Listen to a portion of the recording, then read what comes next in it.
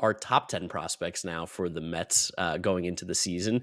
We've seen, people are talking about their top 10 prospects here and there. We wanted to throw our hat in the ring as well. I made my own list. James made your own list. How do we want to go about this? Do we want to just like each say our spot and who we've got there and why we have them there? Or what are you thinking? I think that could get repetitive. How about you give your top 5 and I'll give mine? Take some time, talk about it, then I'll Okay. I'll, I'll jump in. So I think our fives are going to be similar, but I'm assuming our 6 through 10 are going to be kind of different. Yeah, it's probably where we differentiate a little bit. So number one, I've got Jet Williams. Number two, I've got Drew Gilbert. Three, Luis Angel Acuna. Four, Ryan Clifford. Five, Colin Houck. A little aggressive with Houck there, but I just love the build that we have on this guy. I mean, he's a big, strong kid. I know we didn't see much out of him just yet, and this could change when we see him play a full season of minor league baseball. But I just trust what I saw last year during the draft process of very solid player. Hopefully, they can get more out of him, like we've seen with some of the other prospects. Ryan Clifford, of course, crazy pop. Get him out of Brooklyn, and you'll see this guy really flourish in Binghamton, hopefully this year. Luis Angel Acuna, I think, is a sneaky candidate as someone who could maybe make the Major League roster early on in the season. Just someone who seems to be pretty close to Major League ready, and he does play positions that are important up the middle. Drew Gilbert, he's going to be on the Major League roster at some point. And Jet Williams just is the best prospect that they have.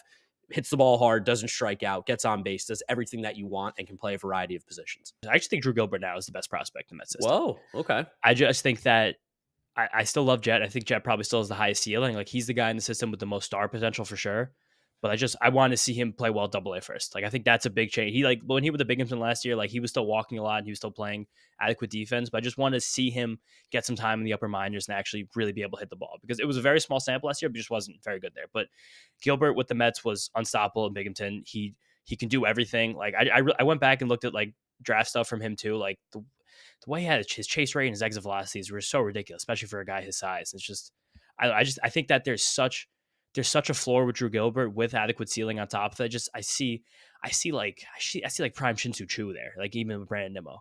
It's like that's more of like a body build like similarity too, where just like he's gonna walk, he's gonna hit for some power, not a ton. He's gonna pepper the gaps, like, and he's just gonna be a nut. Like I miss having a nut in the Major League clubhouse. The Mets don't really have a nut right now, besides Dog. McNeil, but he's like different. But like I love Gilbert and Jet's my two. I've been talking about him all off season, so I'm not going to stop now. But it's Christian Scott. Like I'm so ready for Christian Scott to be an impact pitcher. Looking at the Mets 40-man roster, I'm now realizing how many depth guys are pulling on there. So there might be less of a chance that Scott makes the big impact I'm hoping he does this year. But I think there's a chance they can't keep him down. Like he in all the minors last year, Sam Dykstra said this. I think he saw my tweet, but he had the lowest FIP, the highest strikeout minus walk rate, and he had his one with lowest walk rate. So it's just like you do all those things well. He's changed up his repertoire so much. The sliders plus, the fastballs plus, he throws gas. Like he sustains it late into his outings. I think he's awesome. Then 4 and 5, I have Clifford and Acuna. Where again, Clifford, I really want to see him in Binghamton because I think that he's an advanced enough hitter with his like contact and power rates at this rate that he can play well there and kind of really change his prospect pedigree. Eric Longenhagen comped him to Duda, which I thought was hilarious. Okay. Because like right now that sounds awful, but it's also like, you know what? Like he's like about 4 years of 120 WRC plus. Like Dude, if you on Baseball Savant, you can go back and look at like the percentiles from like 2015, 2016 and stuff. Lucas Duda's 2015 percentiles are sick. He's like 98th in everything except like K rate. And it's like, yeah. damn, I'd take a player like that on the Mets right now. It's a thing because just like when you like defensive versatility, like Clifford, he's probably never gonna have much defensive value. He's a lumbering first baseman. Like as long as he can maintain his like mastery of the zone, keep up with the velocity, keeps up as he keeps going up in levels, like he's gonna be a great power hitter. And then Acuna at 5, where I think too many people are promoting him right now because of his name. Like I Yes. think it's really cool he's getting his marketing opportunities with his brother. Like I'm really trying to caution people to give this guy a second. Like I think that there's some things about his game that are very ready for the major leagues. He seems like at least a plus defender in the middle infield. I know that some people have talked about him as shortstop, where like apparently it's good, not great. So second base probably the home, and he chases a lot of pitches. He really can't get to the power in game. Like he's ready to be a base runner at the major league level. He's ready to make an impact on defense, but there's a lot more development needs to happen with the bat. Where it's like it's hard for me to be like, yeah, like I think that Gilbert is going to probably make an impact this year, but Cunha I think is less of a chance of that, just because I think he has more to benefit from staying in the minor leagues as well. Like Probably. there's more good that he can do from getting some time. I don't think it's a bad thing, but I think that his ceiling is someone I'm less excited about. Where I think his floor is something, but again, it seems like to me that he has to get some consistency as a prospect because like as Gilbert played super well last year when he came to the Mets, Acuna did not.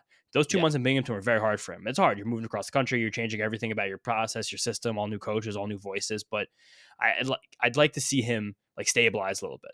Definitely. Definitely. And I mean, he's also like younger too. He's 21 years old, turned 22, I think in March at some point. So Yes. another year in the minors would not be the worst thing for him. That's just my bold prospect take this year is I think we'll see him at the major league level at some point. That's fine. And then I guess I'll go 6 through 10 now. Six, I got aggressive just because so many people have been excited about this guy, and I've heard from people who are excited about this guy, and I like it a lot. But Jeremy Rodriguez, Mm. like the fact that he did what he did at his age in DSL, and like everyone, like we heard Matt call him hitterish. I love that. He's hitterish. Like he just gets in the box and he hits.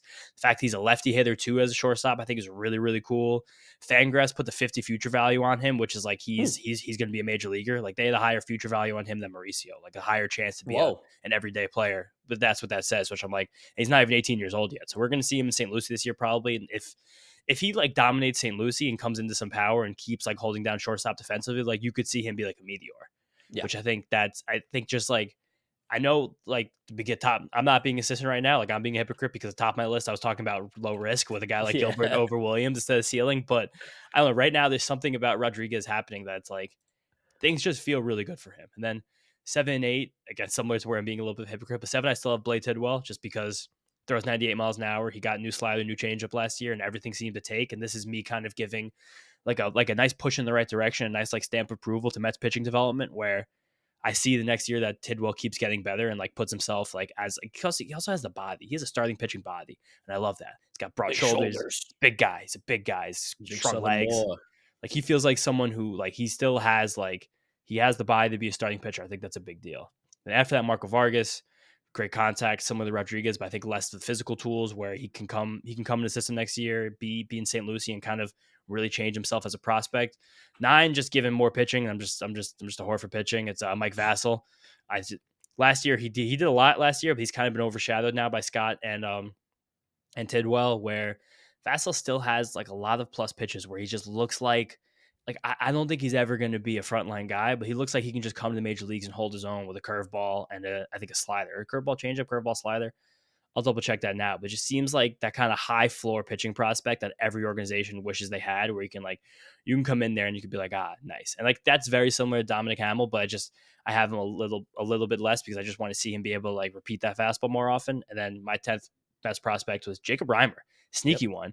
Came through a system last year and just hit the shit out of the ball. He had low strikeout rate, high walk rate, really good power numbers. Like he's one of those guys where like in terms of like strikeouts, walks, and ISO, like he was actually like one of the better players in the upper minors through most of the year. So I think that he's someone who's sneaky. I kind of put him on his 10th because I was like, I want to see what he's got there. But I think Jacob Reimer is a fun one. Yep. So my 6 through 10, I went Blade Tidwell 6. Similarly, coming out of the draft, he was one of my favorite pitchers in the entire draft. His year, it wasn't a particularly strong pitching draft, but he was one of my favorite. And coming out of Tennessee, a team that I watched very closely. Oh, what do you got? Misspoke on one thing. Reimer, I thought Reimer got double A at the end of last year. He never got to double A. He actually Yeah. ended the season in Brooklyn. He wasn't hitting great there, but it was still good strikeout walk stuff. But go on. Yes.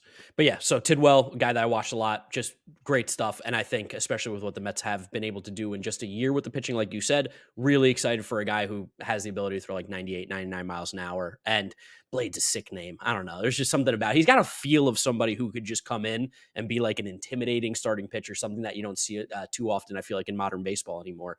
Christian Scott at 7. I know you're a little bit higher on him, and that's completely, I think, fair and justifiable. I just had him a little bit lower because I just want to see him throw a few more innings. This is a guy that could definitely have a meteoric rise. It seems like he's starting to get a little bit of that hype like we've spoken about already. Just want to see a little bit more. And then I have Mike Vassell at 8. Just put those 3 guys together. Whose stuff do I like the most? I love Blade Tidwell, then Christian Scott, then Mike Vassell. That's why they went 6, 7, 8. Number 9, Jacob Reimer, a fan of my YouTube channel. When we met him at Citi Field on the day he was taking pictures, he comes up, taps me. He's like, "Giraffe neck Mark, can I take a picture?" I'm like, "It's not how this is supposed to work." And he's really good. He's a good player. Like, he's got such a baby face. It's crazy. He looks like he's about 14 years old, this kid. But he's been playing really well, and he's going to be playing third base. He's a pretty good athlete. And then number 10, I went Marco Vargas, just over Jeremy Rodriguez. Similarly, just a little bit more experience, just a little bit more polished at a higher level, per se. And I remember seeing Marco Vargas' swing and being like, "Oh, this is a guy who's just going to be able to hit." I don't know what the power production's ever going to be for a guy like Marco Vargas, but at contact wise, seems really, really in control at the plate. And to be honest, I think I just need to watch a little bit more Jeremy Rodriguez before I can make a real opinion on him. Like you said, you've been reading a lot of stuff. I'm more of an eye guy, and I haven't seen much of him yet. So for me, I went Vargas just because I've seen a little bit more. But I think the Mets are in a really good spot with their farm system where there's like, I mean, we left off Kevin Parada, who was a first round pick from a couple years ago. And a lot of people are, I think, still high on him. Us, not as much, just because we've seen and heard some of the things about him. And it's just taken him down a notch, hasn't performed like you had hoped. He did battle some injuries last year. So maybe he needs a healthy season underneath his belt to get better as someone who didn't make this top 10 list on either of ours. But the Mets have a lot of good prospects. This farm system is one of the better farm systems in baseball, which is really, really nice. So I know everybody wants to see World Series rings. I know everybody wants to see the Mets be the best team possible, but like this is how you build a sustainably good organization is by having the good farm system, bringing in the good players, major league development, and you're starting to see the Mets do that at every single level, which is really encouraging. Yeah, and yeah, every single level I think is a big deal too because we're talking about guys in this list from AAA down to the DSL, and the Yeah, fact that I think there is a fear right now, not fear, but I think the Mets farm system is top heavy right now just because of the trades they'd made last year at the deadline. The fact that yeah. it's like Gilbert, Williams, Acuna, Clifford, all basically in the top five. But the fact that a guy like Reimer last year could be in St. Lucie and like hit the crap out of the ball. The fact that Rodriguez and Vargas, also trade deadline guys, but who came in and immediately like crushed the complex, going to be in St. Lucie this year. Like that is useful. And the fact that we have this just swath of pitchers coming through ready to go. Like apart from this top five prospects, like the Mets still have a lot of pitchers who could definitely contribute, if not this year, then next. We talked about Scott. I mentioned Hamill, Vassell. Like Hamill is a guy who he's like coming into his own. Like he's pitching the best he ever has right now. Yep. I feel sometimes again like I shouldn't like it's for ranking and stuff, but like for a late bloomer, it's like I feel like a little bit weirder about it sometimes because I still feel like I don't know if he's gonna be someone who pitches the major leagues this year. Still feels like he might be a year away because I think just Vassell and Scott are ahead of him in terms of readiness. But then you have guys like Budo, we talked about, who still considered the prospect, who pitched the best we ever saw him look was last year, September. Tyler Stewart last year went like a month without giving up a run. Like he could be really good. You have Brandon Sproat, who's a guy that they drafted that they're really high on and hoping Yeah. to see big things out of in this upcoming season. Some other pitchers, I mean, even Nolan McLean, we've heard things about on the mound that has been looking really good. So yeah, this like farm system, like you said, is definitely top heavy. I think there's no doubt about that. But also like I don't know, I'd rather be top heavy than bottom heavy. I feel like at this Yeah, point. for sure. And there was one guy we didn't mention in this list that we definitely used to be high on. I think Mark more so than me, but Alex Ramirez just had a Yeah, bad year. Like he probably like he kind of went from being someone who like, oh my god, maybe this guy actually has tools to be a top 20 prospect, and now it's like I really just hope he can get himself back to the top 100 at some point. But that bad year in Brooklyn, like he also looks like he just might. A big thing with Ramirez is that like he had some power and then he could play center field. But as of last year, I think the center field defense came more into question. He started to bulk up a little bit, get a little bigger. So it's like, he's a huge dude. We saw him at spring yeah, he's training. Whatever his size is, I think he's listed at what? He's listed at 6'3", 170. He was like 6'5", like 200 pounds. yeah, Like he looks like a really good NFL receiver, but it like maybe I don't know. Prospect development's not linear. Like maybe he still has a lot of tools to come up be a major league player at he is some point. 21. But yeah, got some time here. Also, just Brooklyn's a tough place to play for these kids. So hard. It's really hard. But now like the Mets do have like a bit of like I wouldn't call it a log jam, but they have a lot of guys in Double A and Triple A. They want playing center field, so it's definitely hard for Ramirez to get a minute there. So you might have to see something's changed. Like even Jet last year is playing center field like once a week because they Yeah. had Gilbert playing there and they had I think they had Acuna mixing in there as well. So these are all guys they want to see who can actually be the center fielder. So Ramirez just kind of lower in line now after those trades. So he's probably gonna have to stay in Brooklyn if he wants to keep playing center and like get better at it. So it's gonna be a hard place to play. It's gonna really test his test the mental toughness, but that's not a bad thing either. Yeah, definitely. As always, guys, thank you so much for listening and watching. Make sure you follow us on all our social media at Mets'd, METSDUP on Twitter, Instagram, and TikTok. Subscribe to the Mets'd podcast YouTube channel if you want to see the video version of this. And if you're listening to us on Apple, Spotify, or Google, download, drop us a rating, subscribe, leave a comment, whatever it is. We do appreciate it. Does help the podcast grow. And we're trying to keep growing as always. Never want to stop. Thank you guys so much. Follow James on Twitter at James_Shiano. and me at Giraffe Neck Mark with a C. We will catch you guys on the next episode of the Messed Up Podcast. Peace out. Peace out. See you guys next time.